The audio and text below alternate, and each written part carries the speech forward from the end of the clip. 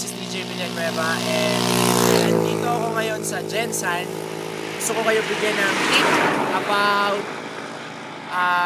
being productive and ano ba talaga ang sagot sa lahat ng almost 90% or 99% ng problema mo sa negosyo mo.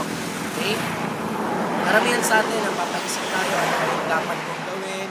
Minsan nawawala ka na, hanggang sa napaparalyze ka na, minsan aral ka na lang ng aral. Pero ano ba talaga yung solusyon para mas maging productive ka? Every time na nadi-disalign ka. So, ang sagot, invite. Every time na nabu-burn out ka na, parang nawawalan ka na ng pag-asa, ang sagot doon, invite. Every time na yung mga downline mo nalolobat, okay, pati rin ikaw, ang sagot doon, invite.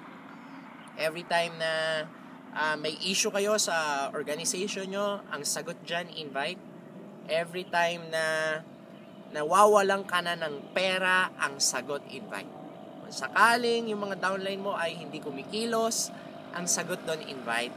And every time na wala ka nang ma-invite, ang sagot pa din, invite pa rin. Kasi pag nag-invite ka, kumikilos ka, mas namomotivate ka.